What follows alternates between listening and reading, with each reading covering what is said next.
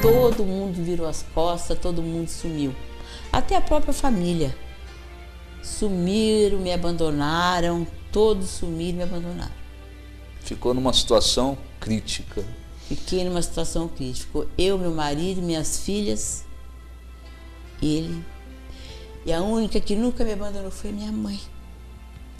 Que eu até fico emocionada de contar isso hoje, porque de tanta coisa que eu passei, eu só tinha minha mãe do meu lado. A única pessoa que ficou para dar um apoio. Que ficou para dar um apoio para mim era minha mãe. Porque pai eu já não tenho faz muitos anos, meu pai faleceu. E a gente foi, e eu procurando, eu lutando, procurando uma saída. Mas no fundo, eu tinha certeza que um dia eu ia sair dessa situação. Eu nunca deixei de lutar, eu nunca deixei. Todo mundo falava que meu filho era um caso perdido, que estava perdido, estava no fundo do poço, estava isso, estava que o filho do meu filho ia ser numa cova, num hospital, com um tiro, ia ser morto. Todo mundo só me falava isso. Todo mundo fugia e só me falava isso. Quer dizer, quando a senhora chegou na igreja, chegou trazendo tudo isso. Tudo isso. Cheguei trazendo tudo isso.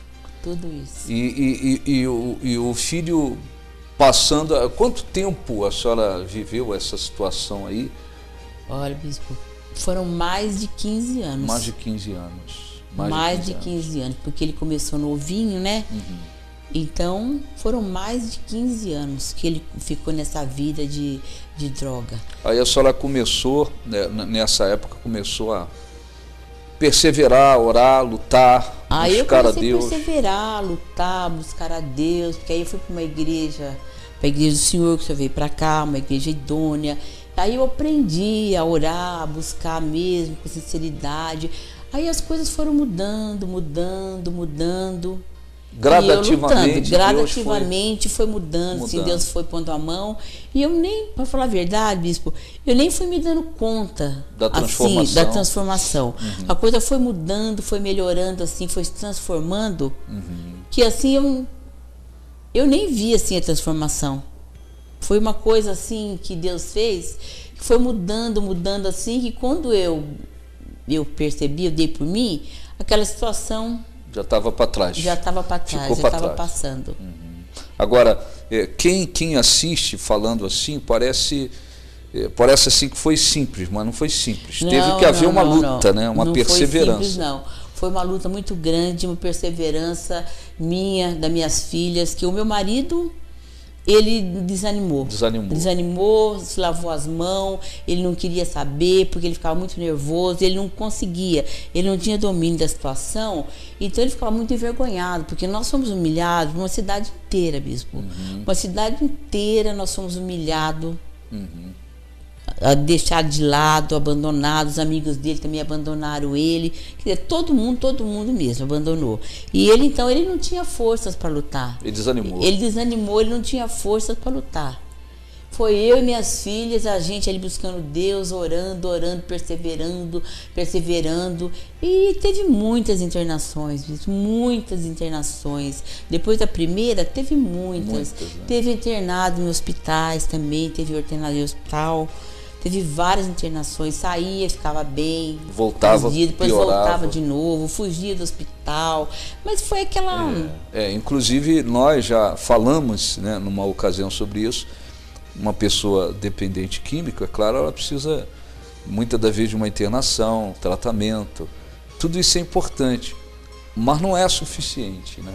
Não é, só isso não é. Se não houver uma libertação mesmo, né? Não é suficiente. Isso a gente vê acontecer muito, né? É preciso fazer essa parte, né? Mas é preciso também buscar a Deus, porque por trás de tudo isso, evidentemente, existe forças malignas, né? Que se aproveitam da situação. Por muitas vezes o seu filho queria matar o pai, né? Queria matar o pai também queria matar ele. Porque os dois não podiam chegar perto, um não suportava o outro. O meu marido porque não aceitava essa situação, e ele porque tinha raiva do pai também por causa das drogas. Ele tinha o coração duro pelas drogas, ele não tinha dó de ninguém. Ele achava que o pai tinha que dar dinheiro para ele sustentar ele no vício, e o pai não dava. a gente não dava nada para ele, então ficava aquele conflito, aqueles desentendimentos em casa. Era de madrugada, quantas vezes de madrugada eu precisava ligar na polícia, chamar a polícia para ele. Por causa das brigas. Das brigas, e ele chegava em casa também drogado, de madrugada. Ele queria dinheiro, eu não dava, não tinha. Aí ele ameaçava de fazer, de acontecer, ficava fazendo escândalo. Aí eu tinha que chamar a polícia. Aí ele via que eu chamava a polícia, ele corria, se escondia. Eu chamava a polícia para amenizar aquela situação. Ficava às vezes, eu lembro, a senhora dizia, pedia oração, às vezes ele ficava 1, 2 dias fora, sumia. Sumia assim, nunca ficou assim muito tempo, né? Porque essa droga faz a pessoa sumir, abandonar tudo e ficar meses, semanas, meses. Ele ficava um dia? Sumido. Ele ficava assim 1 dia, 2, assim, mas ele já voltava para casa. Né? Voltava, aí ele comia, dormia. Voltava como... parecendo um mendigo. Parecendo um mendigo, sujo, tudo, com fome. Aí ele tomava um banho, ele comia, ele dormia, descansava o corpo. Aí começava tudo de novo. Né? Teve uma vez que ele chegou em casa de madrugada, ele tinha saído de casa, tudo limpinho, bonitinho, arrumadinho. Ele estava com um sapato novo, calça nova, camisa nova, uma roupa tudo novinha, tudo novo. Ele chegou em casa de madrugada só de cueca. É mesmo. Chegou em casa só de cueca. Trocou tudo pelas drogas. Trocou tudo, ainda com um corte aqui na testa, que ele tomou uma coronhada do traficante na favela, porque ele queria mais droga e não tinha dinheiro. E o traficante então deu uma coronhada na testa dele, que ele tem uma cicatriz até hoje. Quer dizer, uma situação... Era uma situação gravíssima. Gravíssima mesmo, porque eu mesmo olhava para aquela situação, eu não via saída. E eu falava, Deus, mas o Senhor me deu esse filho para passar por tudo isso, então por que o Senhor me deu esse filho? Então o Senhor não me desse filho nenhum. Porque o Senhor me deu esse filho para passar só isso na vida, então o Senhor era bom que o Senhor não tivesse me dado nada. Desespero, tem hora que tomava conta. Desespero. Tinha horas que eu tinha vontade até de abandonar também, levar ele para um lugar, assim, um exemplo, né? Sei lá, uma ilha deserta, largar ele lá, abandonar e sumir e voltar para cá. Porque tão desesperada que eu vivia, porque eu não tinha o que fazer mais. Deus mudou tudo isso. Mas Deus mudou tudo, né? Só Deus mesmo. Quer dizer, internação é bom, tratamento é bom, mas sem Deus nada funciona. Não dá, né? Não funciona nada sem Deus. Deus mudou tudo. Hoje Deus a senhora, hoje não, já há um tempo a senhora já vem buscando e houve uma transformação, ele se libertou das drogas, graças a Deus. Ele se libertou. A convivência com o pai é outra. A convivência com o pai é outra. Hoje eles são 2 amigos inseparáveis. Né? Hoje eles se abraçam o dia inteiro, eles se abraçam, se beijam o dia inteiro. Né? Parece que quem olha assim vê, mas nem imagina o que aconteceu entre aqueles dois. Deus abençoou o trabalho de vocês. Deus abençoou o trabalho, Deus foi abrindo as portas, Deus foi voltando aquela paz dentro de casa, dentro do lar. O meu casamento também foi renovado, porque o meu casamento também estava... Aquele tempo também, meu casamento também estava por um fio. Estava por um fio, porque quando acontece essas coisas... Nada dá certo dentro de casa, é só briga e desentendimento. A destruição para tudo que é lado. A destruição destrói, vem tudo de uma vez. Então, eu já não me entendia com meu marido, eu não me entendia com minhas filhas não se entendiam com o pai também, ninguém entendia ninguém. Uma casa dividida. Era uma casa dividida, porque no fundo, eu tinha dó do meu filho, no fundo eu sempre queria fazer alguma coisa por ele. Eu sempre fazia alguma coisa por ele. E o meu marido não fazia nada. E ele era contra eu fazer também. Ele não queria que eu fizesse. Ele ficava com raiva. Por exemplo, não queria nem que eu desse a comida para ele, um prato de comida.